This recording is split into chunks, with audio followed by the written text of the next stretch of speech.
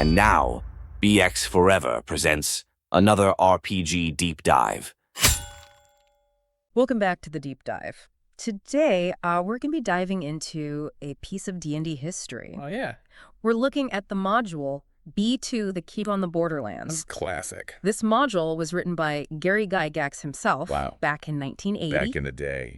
And this was a lot of players' first foray into D&D. Absolutely. It was designed as an introductory adventure for both players and dungeon masters. For sure.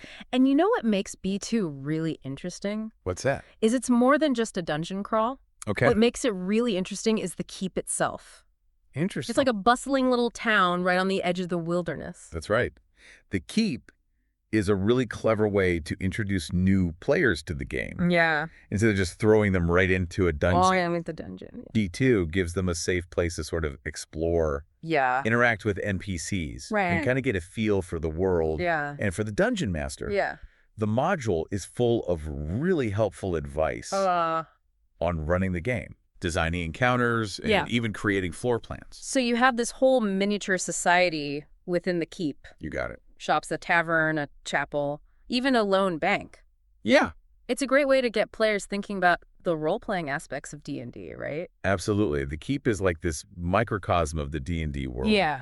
It's this place where players can experiment with different character types, practice their social skills, and gather information before venturing out into the more dangerous areas. Let's walk through some of these keep locations. All right. The module provides a surprising amount of detail about each one. It does. For example, there's the Corporal of the Watch guarding the entry yard. Okay. He's got an armor class of 2. Ooh, tough. Meaning he's pretty tough for low-level characters to hit. Yeah. And he's described as being grumpy and suspicious of newcomers. Right. So this detail really encourages players to think about how they're interacting with these NPCs. Yeah. Do they try to charm the corporal? Right. Bribe him? Sneak past? Yeah. It introduces this idea that reputation matters in the D&D world. Oh, for sure. And your actions have consequences. Then you got the jewel merchant and his wife. Okay. They're always eager to buy and sell. But the module specifically mentions that his wife has a rather impressive jewelry collection. Ooh. Now, that detail might seem like a throwaway. Right. But for a clever player, it could spark a whole side quest. Exactly. It's those little details that make the keep feel like a living, breathing world. Yeah. And it encourages players to think outside the box. Right. And to look for opportunities beyond just the main quest line. And of course, no D&D setting is complete without a tavern. Of course not. The one in B2 is a real hive of activity. Oh, yeah. You got a brawling sergeant, mysterious wanderers, and a chatty barkeep who's always happy to share rumors. Oh, yeah. For the right price, of course. For the right price. Those rumors are a great way to introduce players to the wider world and to hint at the dangers and opportunities that await them. For sure, for sure. It's a classic D&D trope. It is. But it's effective. Very effective. And then there's the chapel. Okay. It's described as having a beautiful stained glass window worth a whopping 350 gold pieces. Wow, that's a lot. But here's where it gets interesting. Okay, tell me. The module tells us that the priest is secretly evil. Oh, no. And his acolytes are up to no good. So this is a great example of how B2 subverts expectations. Yeah. You might think that the chapel is this safe haven. Right. A place of peace and reflection. Yeah. But beneath the surface, there's something darker going on. Oh, yeah. It's a reminder that in D&D, you can't always trust appearances. And the module goes into quite a bit of detail about this evil priest. Oh, does it? He's got a stash of treasure hidden in his chair. Oh, really? Including 30 platinum pieces. Wow. So for players who are observant and a little bit sneaky, there's an opportunity for some ill-gotten gains. What I find interesting about this detail is that it introduces this concept of moral ambiguity. The priest is clearly doing bad things. Yeah. But does that justify stealing from him? Right. It's a question that players might grapple with. Yeah. And it can lead to some really interesting role-playing moments. So we've got this bustling keep with all these interesting locations and characters. We do. But B2 doesn't just confine you to the keep. Exactly. It also provides an area map of the surrounding wilderness. which is a pretty innovative feature It is. for a module from 1980. Yeah, the area map adds a whole new dimension to the game. It does. It gives players a sense of scale and scope, Yeah. and it forces them to think strategically about how they travel, Yeah. what supplies they need, Right. and how they manage their resources. You're not just hopping from one dungeon room to the next. You're navigating forests, hells, Yeah, rivers, right. even an abandoned temple. Ooh. And along the way, you might run into bandits, Right. wild animals, or even worse. The area map also introduces the concept of random encounters. Yeah. The module provides these tables for the DM to roll on, Okay. determining what the players encounter based on the terrain and the time of day. It's Okay. a great way to keep players on their toes. Yeah. And to make the world feel more dynamic and unpredictable. Okay, so imagine you've stocked up on supplies, Okay. gathered some intel from the locals, Yep, and you're feeling brave enough to venture out. I am. What are some of the things you might encounter on the area map? Well, there are bandits lurking in the forest, Okay. led by a seasoned fighter with an armor class of 5, That's tough. which means he's going to be tough to hit, Uh-huh. even for experienced adventurers. Right. Then there's the eerie abandoned temple area, Okay. rumored to be haunted by undead guardians. Oh. And the module doesn't just say undead guardians. Okay. It provides specific details about the type of undead you might encounter. Like what? Like a wight, Okay. which has 3 hit dice, Okay. meaning it's a pretty formidable opponent. Now, a hit dice, or HD for short, Yeah. is basically a measure of a creature's power in D&D. Right. The more hit dice a creature has, Yeah, the tougher it is to defeat. for sure. So 3 hit dice is a pretty significant challenge It is. for low-level characters. Especially for low-level characters. Right. And the module doesn't just tell you what kind of creatures you might encounter. Right. It also provides guidance on how to run the encounters. Exactly. For example, with the bandits, Uh-huh. the module suggests that they might try to ambush the players Oh, yeah? using the terrain to their advantage. Right. And with the wight, Yeah. it emphasizes the creature's ability to drain life energy, Ooh, scary. which is a pretty terrifying prospect But for I- a low-level party. Yes. So you're really getting a sense of how B2 provides a framework for the Dungeon Master, Yeah. but it also allows for a lot of flexibility and creativity. You can stick to the module suggestions, Uh-huh. or you can use them as a springboard for your own ideas. It's a great balance of structure and freedom. It is. And that's one of the things that makes B2 such a great starting point Yeah, for new dungeon masters. right. It gives you enough guidance to get started, Yeah, but it also encourages you to put your own spin on things right. and to make the game your own. But the area map isn't just about random encounters and exploring the wilderness. It's It also leads to the main attraction, What's that? the heart of the module, Okay. the Caves of Chaos. The Caves of Chaos. This is where the real meat of the adventure lies. A sprawling dungeon complex, teeming with all sorts of monstrous creatures. The Caves of Chaos are where B2 really shines as an introductory adventure. Yeah, They're designed to challenge new players right, without completely overwhelming them. right. You've got a variety of encounters ranging from cunning kobolds Yeah. to lumbering ogres, Oh, yeah. each with their own unique tactics and weaknesses. The module doesn't just throw you into the dungeon blind, though. No, it doesn't. It provides a detailed map of the cave, I like it. along with descriptions of each area and the creatures that inhabit them. So picture this. You're entering the first cave, Yeah, and right off the bat, you encounter a group of kobold guards. classic. And these aren't just generic kobolds. Good. The module tells us that they're armed with spears, Okay. one for throwing and one for melee combat. Smart. They even have a specific tactic. They lose the initial skirmish. One of them will run to warn the other kobolds deeper within the caves. That's a really clever detail. Yeah. It forces players to think tactically. Right. Do they try to take out the fleeing kobold, risking alerting the rest of the tribe? Right. Or do they press their advantage and push deeper into the caves, Yeah. knowing they might be walking into an ambush? It's a great way to introduce new players to the strategic depth of D&D. Yeah, and it highlights the importance of thinking ahead Yes. and considering the consequences of your actions. For sure, B2 is full of these little moments that encourage players to engage with the game world on a deeper level. Yeah, another great example of this is the emphasis on environmental hazards. Okay. In one area, the module describes a shallow pool of water Uh-huh. with a jewel-encrusted goblet just sitting there. Ooh, tempting. Sounds pretty tempting, right? It does. It's a classic lure. Oh, I see where this is going. But, of course, there's a catch. There always is.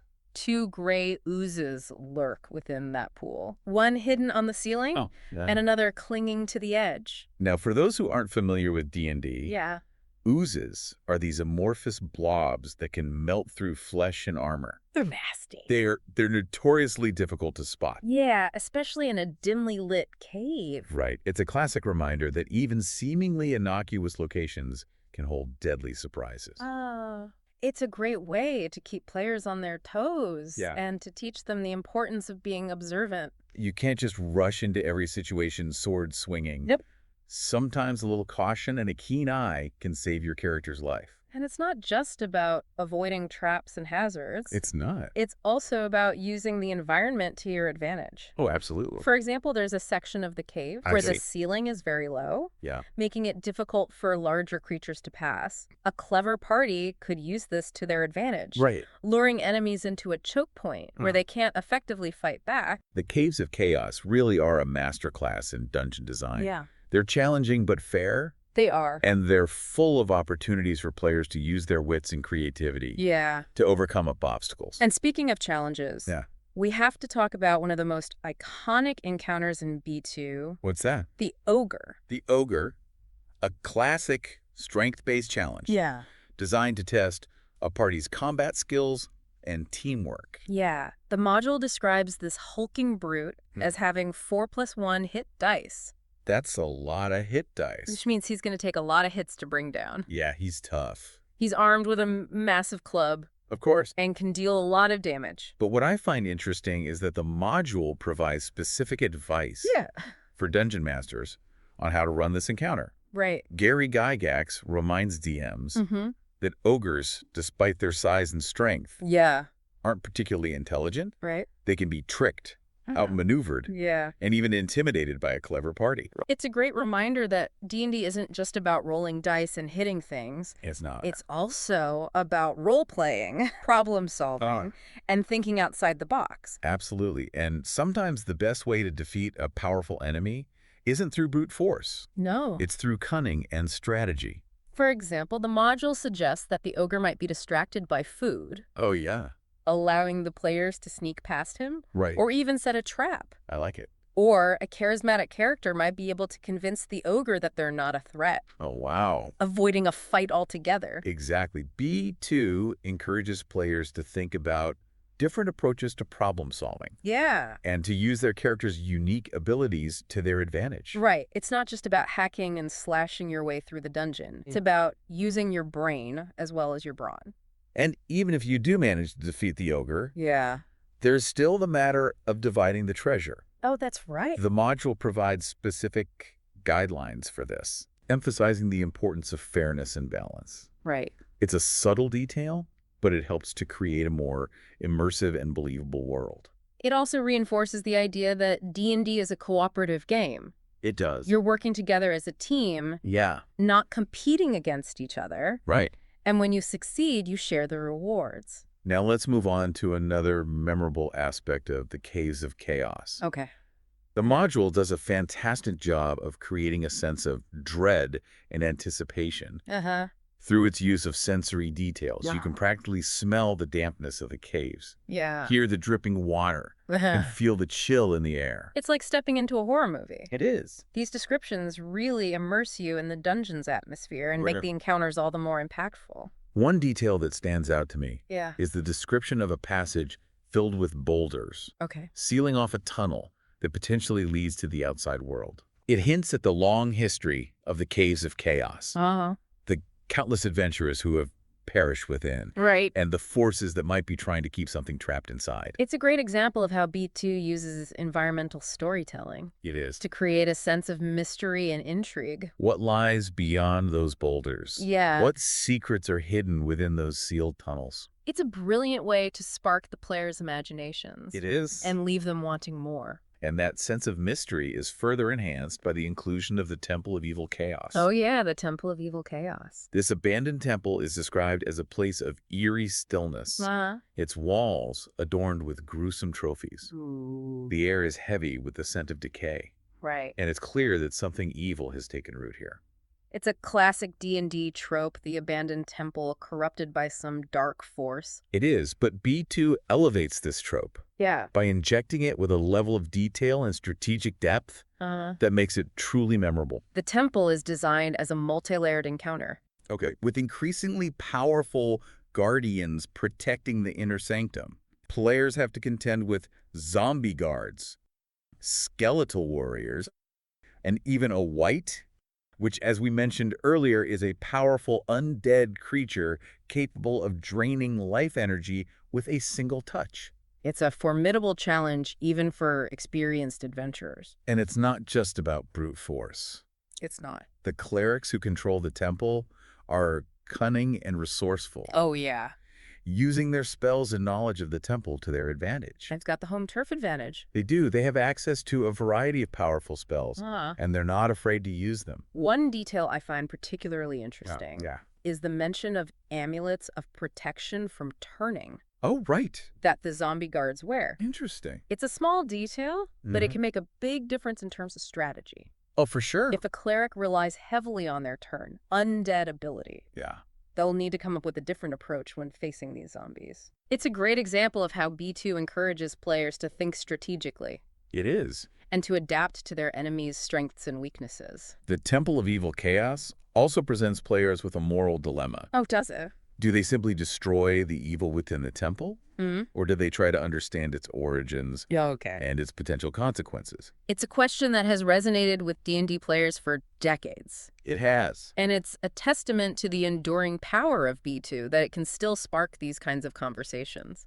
And speaking of memorable encounters, Yeah. we can't forget about the Medusa, disguised as a damsel in distress. Ah, yes. The Medusa, this is a classic example of Gary Gygax's love for trickery and deception. Yes. The module describes her as being scantily clad, Okay. with only her shapely legs and body visible at first glance. Oh, yeah. It's clearly a trap, Right. designed to lure unsuspecting adventurers to their doom. And it's a trap that plays on classic tropes and assumptions. Yeah. You see a beautiful woman in distress. Right. And your instinct is to help.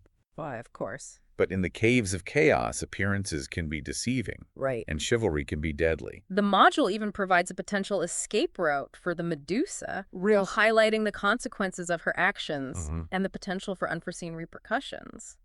It's a small detail, but it adds a layer of depth and complexity to the encounter. What I find fascinating Yeah. is that the Medusa's presence in the Caves of Chaos is never fully explained. Oh, really? Where did she come from? Yeah. How did she end up imprisoned in the temple? That's left to the dungeon master's imagination, It is. adding an element of mystery and intrigue to the encounter. Right, and that's one of the things that makes B2 so enduringly popular. It is. It's a module that encourages dungeon masters to make it their own, to expand on the existing framework, Yeah. and to create their own unique stories within the world of the Caves of Chaos. And with that, Yeah. we've explored the depths of the caves of chaos, We have. facing treacherous traps, fearsome monsters, and moral dilemmas. But our journey through B2 isn't over yet. We've journeyed from the bustling keep to the depths of the Caves of Chaos, and now we're going to take a step back Okay. and examine what makes B2, the Keep on the Borderlands, such a landmark A landmark, yeah. in the history of tabletop role-playing. What's fascinating about B2 Yeah. is that it's much more than just a simple dungeon crawl. It's not just a dungeon crawl, no. It's a microcosm of the D&D experience, packed with all these subtle details and design choices that have influenced game design for decades. One of the things that really struck me Yeah. is the module's emphasis on player agency. Oh, yeah. It's not just about following a predetermined path. Right. It's about making choices Yeah. that have real consequences in the game world. That's right. Think about the concept of ransoming prisoners, for example. Ransoming prisoners, yeah. The module suggests that the various monster tribes might capture players Okay. and allow one to return to the keep to gather ransom money. That's interesting. It's a fascinating mechanic that adds a layer of depth to the typical dungeon crawl. So it's not just about fighting monsters. Yeah. It's about negotiation, Yeah, diplomacy, right. maybe even a little bit of cunning deception. A little bit. You could try to haggle with the monsters, or maybe even try to stage a daring rescue mission. Precisely. Yeah. And if the players do manage to ransom their comrades, Yeah. the module suggests that the capturing tribe might become more powerful Oh, wow. and vigilant in the future, Right. having learned from their encounter. So they level up Yeah, they level up. from having encountered the players. Exactly. That's a really clever touch. It is. It means that the world is reacting to the players' actions, even in seemingly minor ways. Exactly. Yeah. It creates this sense of dynamic realism Yeah. and encourages players to think about the long-term consequences of their decisions. Right. Their actions have ripples They do. that extend beyond the immediate encounter. Another detail I found fascinating Yeah. is how the module encourages dungeon masters Okay. to use the keep as a base for further adventures. It's not just a one-shot. It even suggests some potential scenarios, Like what? like a bandit invasion, Oh, yeah. or the party becoming traitors, Okay. and exploring the wider world beyond the Borderlands. That's right. Gary Gygax understood that B2 was just the beginning. A much larger story. Yeah. He provided the building block The building blocks, and the inspiration. But ultimately, it was up to the dungeon master It was up to the DM. to shape the ongoing narrative. It really empowers dungeon masters to be creative Yeah. and to adapt the module to their own playstyle and the interests of their players. Absolutely. And that philosophy, this emphasis on collaboration and shared storytelling Yeah, is what makes D&D so special. it is. It's not just a game. It's not just a game. No, it's a shared experience. Right. A way to create stories together, explore imaginary worlds, and forge lasting memories. And B2, with its deceptively simple design, Yeah. detailed world building, Uh-huh. and emphasis on player agency, Yeah. is a perfect example of what makes D&D so captivating. It's a module that has introduced countless players Countless players, yeah. to the joys of tabletop role-playing It has. and continues to inspire dungeon masters and players to this day. So as we wrap up our deep dive Yeah. into B2, the Keep on the Borderlands, Uh-huh. I want to ask you this. Okay. Why should you, our listener, care about a decades-old D&D module? That's a great question. What makes it relevant today? What does make it relevant today? B2 is more than just a game. Okay. It's a reminder that the power of imagination, the thrill of exploration, Yeah. and the joy of shared storytelling Yeah. are timeless and universal. They are timeless and universal. It's a reminder that even in a pre-made world, Yeah. there's always room for your own stories, Yeah. your own adventures, Mm. and your own unique mark on the game. It serves as a testament It does. to the enduring legacy of Dungeons & Dragons. Absolutely. A game that continues to evolve and inspire new generations of players and storytellers. We hope you've enjoyed our exploration of B2 the Keep on the Borderlands. It's been a lot of fun. We encourage you to seek out this classic module, Yeah. experience its challenges and wonders firsthand, Uh-huh. and let its spirit of adventure inspire your own games. And with that, we wrap up this episode of The Deep Dive. Thanks for listening.